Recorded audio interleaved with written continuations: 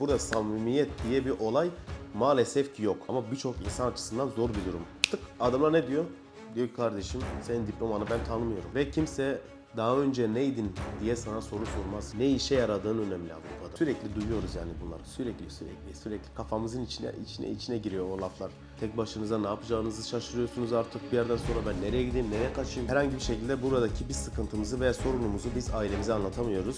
Kimse size kötü davranmaz.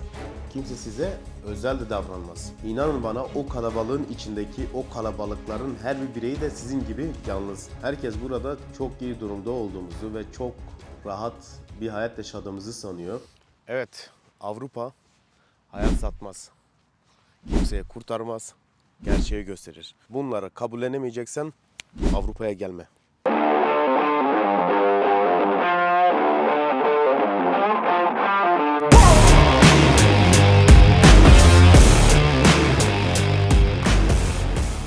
Birçok yönde eleştiri aldım. Hani bana dediler hatta sen niye Avrupa'daki insanların hani yaşadığı bu psikolojik durumları anlatmıyorsun da gidiyorsun sürekli İsviçre'nin bu güzel taraflarını göstermeye çalışıyorsun. Yani tamam şimdi ben videolarımda İsviçre'nin elimden geldiğince en güzel taraflarını göstermeye çalışıyorum. Ama bunun yanında gerçekten hepimizin yaşadığı psikolojik bir buhran da var.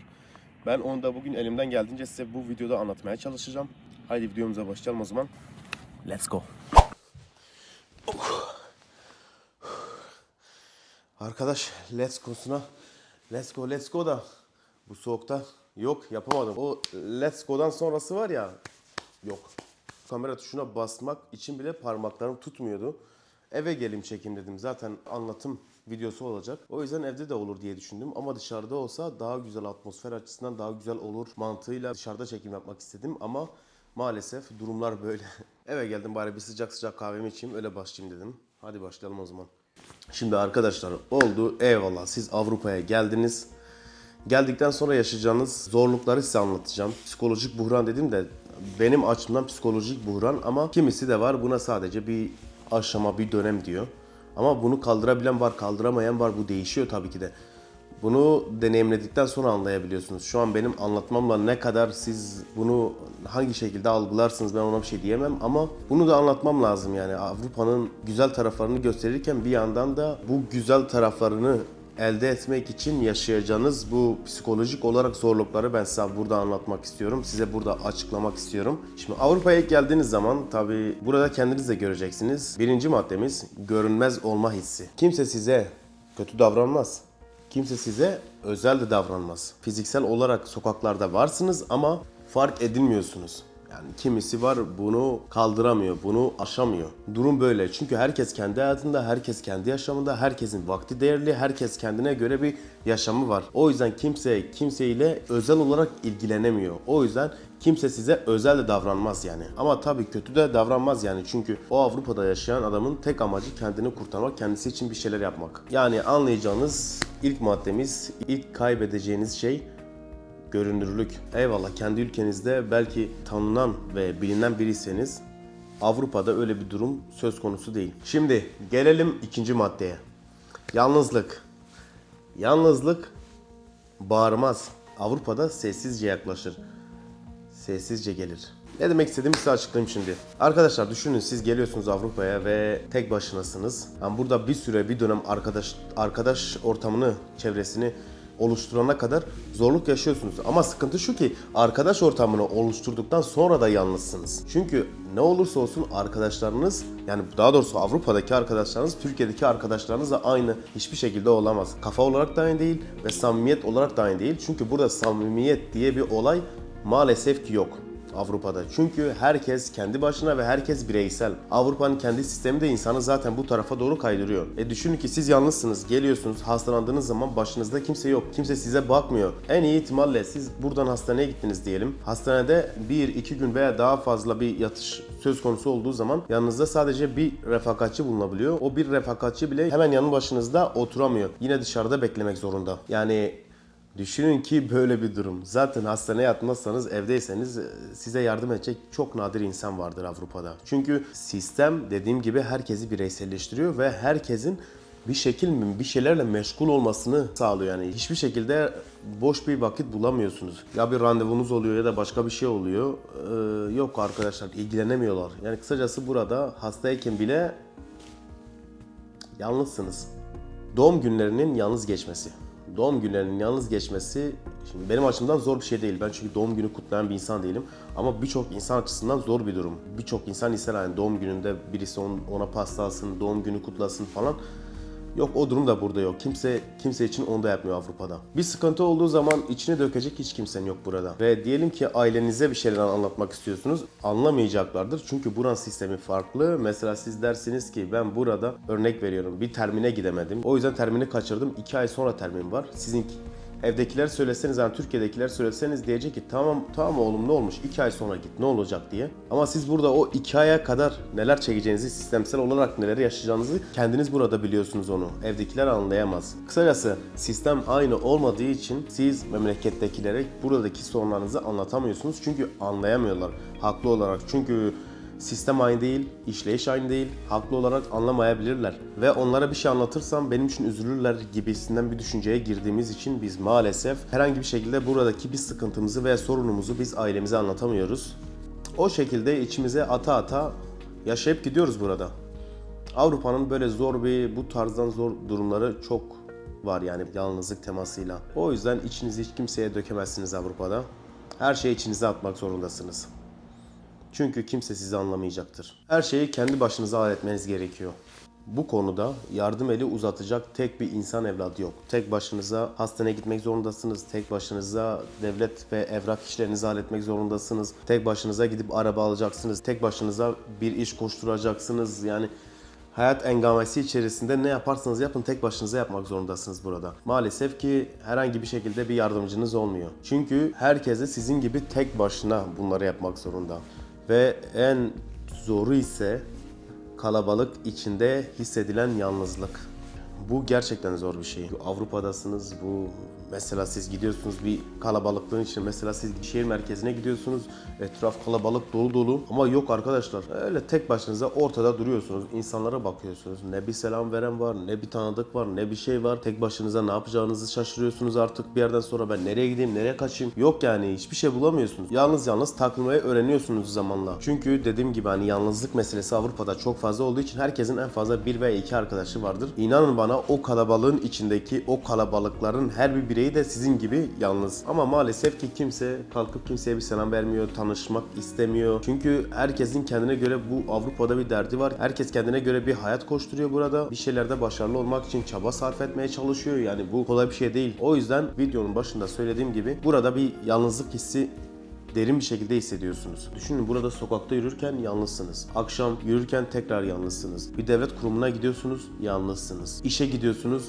yalnızsınız. Evi temizliyorsunuz, yalnızsınız. Herhangi bir ev işi oluyor veya başka bir ev taşıma olayı oluyor, yalnızsınız. Ayağınız kayıyor, yalnızsınız. Hastalanıyorsunuz, yalnızsınız. Kısacası her konuda yalnızsınız arkadaşlar. Bir sonraki maddemiz aileden uzak kalmak. Ya düşünün siz 3 sene, 5 sene, 10 sene kaç sene kalmanıza bağlı bu tabi. Yani, ama birinci seneden sonra bu duyguların hepsini inanın bana yaşayacaksınız. Aileden uzak kalmak konusunda. Düşünün, bir sıcak ev yemeğine hasret kalıyorsunuz ve özel günlerde sevdiklerinin acısını ve mutluluğunu onlarla beraber paylaşamamak. Yani düşünün, bir yeğeniniz doğuyor veya kardeşiniz evleniyor veya Allah göstermesin ailenizden birisi veya yakınlardan birisi vefat ediyor. Bir taziye oluyor, yani hiçbir şeye yetişemiyorsunuz ve tamamen hepsinden kopuksunuz. Ve işin kötü yanını ne biliyor musunuz? Herkes burada çok iyi durumda olduğumuzu ve çok rahat bir hayat yaşadığımızı sanıyor. Keyfimize baktığımızı, hiçbir şekilde herhangi bir derdimiz, tasamız olmadığını ve çok para kazandığımızı sanıyorlar burada. Ama ben o tür insanlara karşı her zaman, yüzüme karşı tabii bu tür söylemlerde bulunan insanlara ben her zaman diyorum hani inşallah benim hayatımı yaşarsın diyorum. Onlara gayet güzel, büyük bir beddua oluyor. Allah gönüllerine göre versin, ben bir şey diyemem. Avrupa'daki herkes bu durumu yaşıyor yani. Sen oradasın, keyfine bakıyorsun, hayat sana güzel gibisinden sürekli duyuyoruz yani bunları. Sürekli kafamızın içine giriyor o laflar. Sürekli duyuyoruz. Gelsinler yaşasınlar. Yani madem bu kadar güzel, bu kadar yaşaması kolay Avrupa, gelsinler yaşasınlar. Yani hiç kimse kusura bakmasın arkadaşlar. Ben bunu her zaman söylüyorum. Parası olan Avrupa'ya gelmesin. Türkiye'de maddi durumu iyi olan Avrupa'ya gelmesin. Yani Avrupa'nın yaşam standartlarına, hayat kalitesine kanıp buraya gelmesinler. Ben bunu her zaman söylüyorum. Çünkü yok yani o yaşam kalitesi, eyvallah yaşam kalitesi var ama gerçekten de kültür olarak o kadar uzaksınız ki her şeye. İki yer arasında sıkışıp kalıyorsunuz, çıkamıyorsunuz. Avrupa'ya geliyorsunuz ya, bu sefer buraya yerleştikten sonra belli bir süre sonra ne kendi memleketinize ait hissediyorsunuz ne de Avrupa'ya ait hissediyorsunuz. İki yer arasında sıkışıp kalıyorsunuz yani. Maalesef öyle oluyor. Ve dediğim gibi hiçbir şekilde onları arayıp içinize dökemiyorsunuz. Çünkü onların sizin için üzüleceğini düşünerek onları arayıp canlarını sıkmak istemiyorsunuz. Çünkü zaten siz burada olduğunuz için, sizden uzak kaldıkları için zaten üzülüyorlar. Üstüne daha da fazla onları üzmemek adına arayıp onlara herhangi bir derdinizi anlatamıyorsunuz ve içinize atmak zorunda kalıyorsunuz. Bunu psikolojik olarak hangi kitapta veya hangi kaynakta okursanız okuyun arkadaşlar. Sürekli sorunları içinize atmak hem fiziksel hem de ruhsal olarak kesinlikle çok kötü bir şey. Çok kötü bir durum. İnsanı harap ediyor bu. Gerçekten insanı mahvediyor bu. Dikkat edin, Avrupa'ya gidip döndükten sonra hiç kimse aynı olmuyor. Telefon var ama temas yok. Her şeyi telefonda, şu an telefonda çekiyorum diye tutamıyorum da her şeyi telefonda gördüğünüz videolara ve görüntülü konuşmalara bağlı yani. Sadece orada %20 de olsa kendinizi orada hissediyorsunuz. Onun dışında geriye kalan %80 kesinlikle orada bir eksiklik hissediyorsunuz. Yani bir cam fanusun içinde kısılı kalmak gibi bir şey. Dokunamıyorsunuz, hissedemiyorsunuz. Kazanılan her şeyin bedeli onu ruhsuzca yaşamak. Yarım bir mutluluk. Mesela burada gidiyorsunuz, hani araba almak kolay diyoruz ya. Çok basit diyoruz. Araba alıyorsunuz, aldıktan sonra biniyorsunuz ama düşünsenize sevdiklerinizi, annenizi, babanızı, kardeşlerinizi veya oradaki arkadaşlarınızdan birini o arabaya bindiremiyorsunuz. Tek başınıza gidin Mercedes'in son modelini burada alın. Tek başınıza içine bindikten sonra gerçekten bir anlamı kalmıyor. İnanın bana. İnanın bana hiçbir anlamı kalmıyor. Alıyorsunuz bir gün, iki gün güzel. Sonrasında yalnızsınız yani isterseniz cennetin içinde yaşayın arkadaşlar. Yalnız olduktan sonra ne yapacağım ben o güzelliği? Bir sonraki maddemiz iş ve ego gerçeği. Yani düşünün yani 16 yıl boyunca okul okuyorsunuz ve o okuldan mavi diploma alıyorsunuz. O kadar emek, o kadar çaba. Buraya geliyorsunuz tık adamlar ne diyor? Diyor ki kardeşim senin diplomanı ben tanımıyorum. Senin diploman neyse eyvallah bölümünü tanırım. Ben ne yaparım? Senin bu bölümün üzerinden burada da okulunu yapacaksın. Öyle mesleğe girersin. Yani yıllarca çalışıp emek verdiğiniz diplomanın burada geçerli olmaması. Dönüştürmeniz gerekiyor. O da yine tekrardan burada artık hani yıllarca yine okul okumanız gerekiyor. Ben buraya gelen ve marketlerde falan çalışan bir ton sağlıkçı biliyorum. Adamlar geliyor burada hiçbir şekilde diplomasını çeviremiyor. Yani çevirebiliyor ama bu da belli bir eğitim süresi gerektiriyor. Yani kısacası o diplomanızın burada işe yaramaması gerçekten kötü bir şey. Ve kimse daha önce neydin diye sana soru sormaz. Ne işe yaradığın önemli Avrupa'da. Ne işe yaradığın. Maalesef öyle bir durum var. Ne işe yaradığın çok önemli. Alkış yok, takdir yok. Sizin başarınız sizi etkiler. Geldik bir sonraki maddeye. Sürekli kendini kanıtlama. Her gün yeniden bir yeterli olma çabası var. Kendinizi yeterli hissetmek istiyorsunuz. Bunun için bir çaba sarf ediyorsunuz. Hata yapma lüksünüz yok. Çünkü hata yaparsanız sıfırdan başlıyorsunuz Avrupa'da. Bakın hiç abartmıyorum. Tamamen sıfırdan başlıyorsunuz. En dibe çökünce tek başına çıkmak zorundasın. Çünkü düştüğün zaman elinden tutan hiç kimse olmayacak. Yoran şey iş değil. Kesinlikle iş, güç falan değil. Güçlü görünmeye çalışmak. Burada güçlü görünmek zorundasınız. Mesela dışarıda herkes birbirine güler Avrupa'da. Yani biraz zorunluluk gibi bir şey aslında. Yani yasalarda yok ama sanki dayatılan bir şey gibi. Çünkü nereye giderseniz gidin herkes birbirine güler. İş yerlerinde özellikle herkes birbirine güler. Dışarıda ben çoğu zaman görüyorum kadın böyle yürüyor. Kadına oradan bir hello diyorum. Diyor hello. Bu şekilde yürüyüp gidiyor kadın. Biraz zorunluluk gibi bir şey olmuş. Herkes herkese güler. Her sabah uyandığınız zaman yeni bir maske takma zorunluluğu. Düşünün geceden siz ne yaşamışsanız, ne görmüşseniz, ne geçirmişseniz hiçbirini siz gün içerisinde yansıtamazsınız hiçbir yere. Öyle bir lüksünüz yok. Gün içerisinde yapmanız gereken şey neyse en düzgün, en doğru şekilde yapmak zorundasınız Avrupa'da. Yapmak zorundasınız. Ama kimisi de var maske takma ihtiyacı duymaz. Çünkü zaten Avrupa zamanla çoğunun onların maskelerini ortaya çıkarıyor zaten. O yüzden maske takmalarına gerek yok. Bir sonraki maddemiz dil anlayışı. Dil eksikliği veya dil meselesi mi diyelim artık. Öyle bir başlık atarız sonradan. Diliniz yoksa siz de yoksunuz. Dil yoksa ifade de yok. Dil yoksa hatta şöyle diyeyim ben.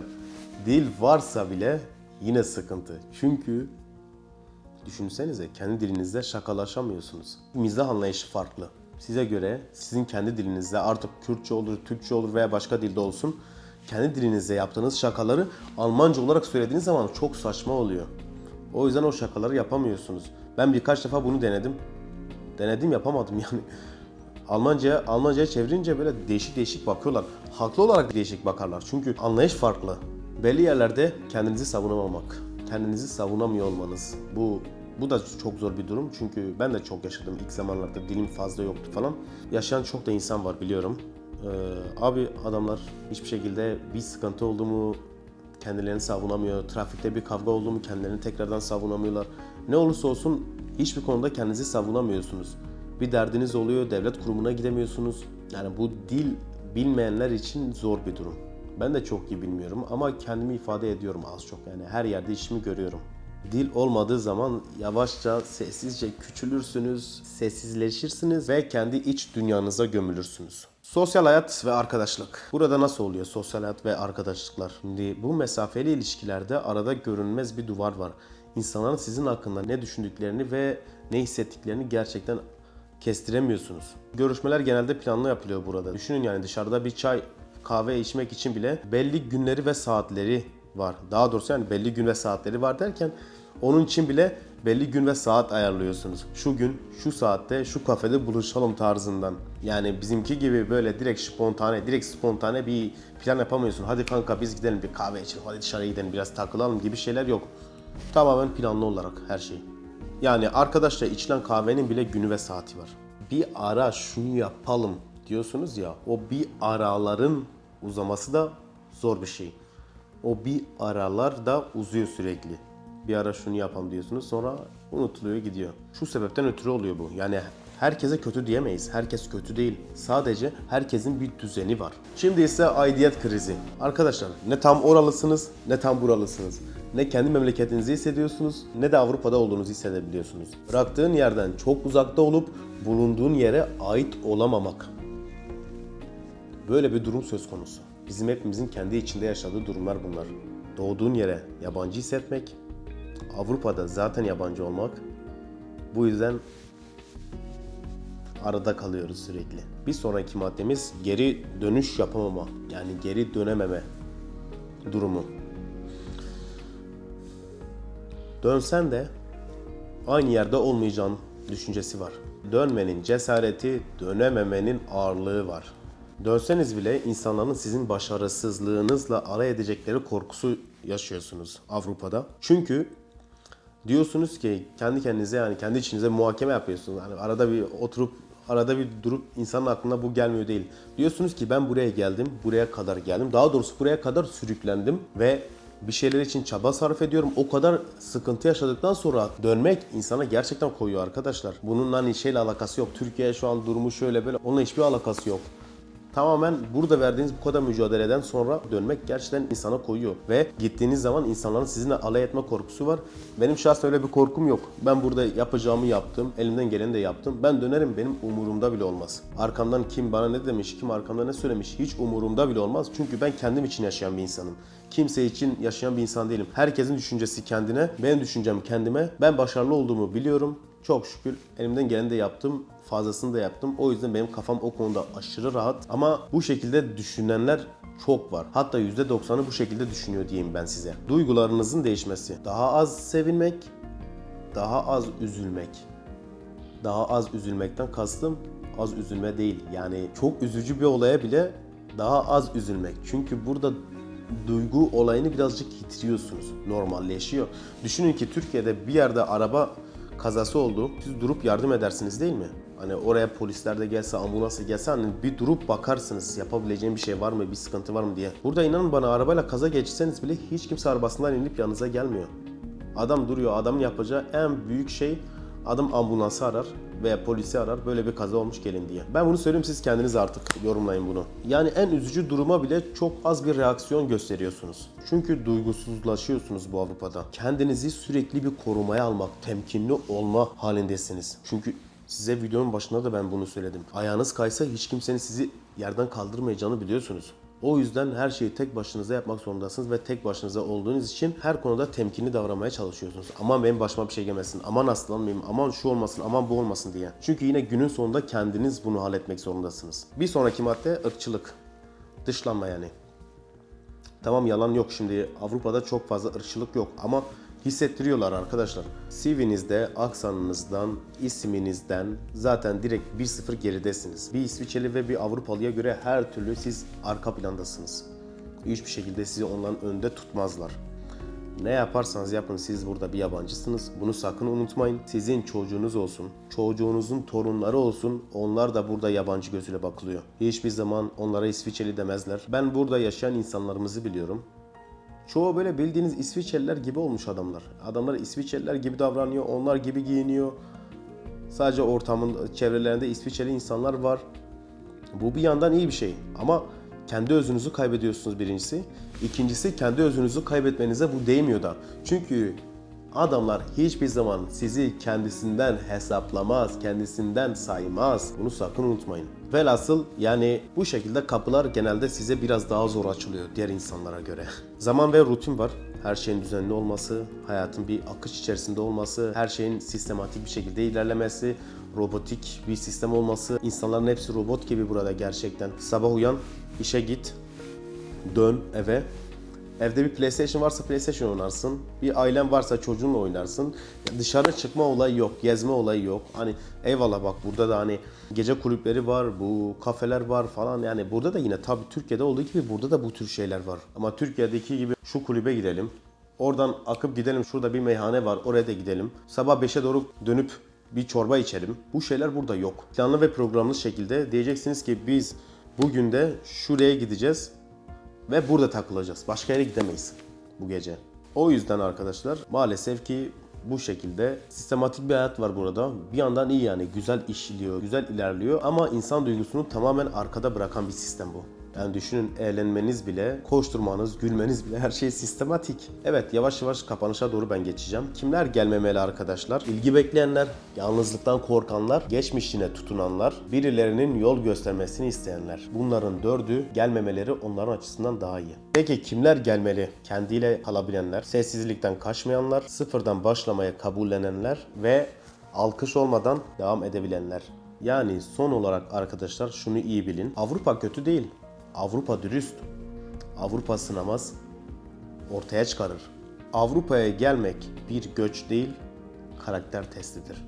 Kendinden kaçıyorsan Avrupa'ya gelme. Videomun konusu buydu arkadaşlar. Elimden geldiğince sizi bu konuda bilgilendirmek istedim. Yani çok daha aşırı ayrıntıya inmedim. Sizi çok da sıkmak istemedim çünkü. Arkadaşlar, Avrupa'da genel olarak yaşadığımız durumları size anlattım. Videoyu beğendiyseniz bir like atsanız ve yorum yaparsanız çok sevinirim. Her şey için çok teşekkür ederim. Kendinize çok iyi bakın. Bir sonraki videoda görüşmek üzere.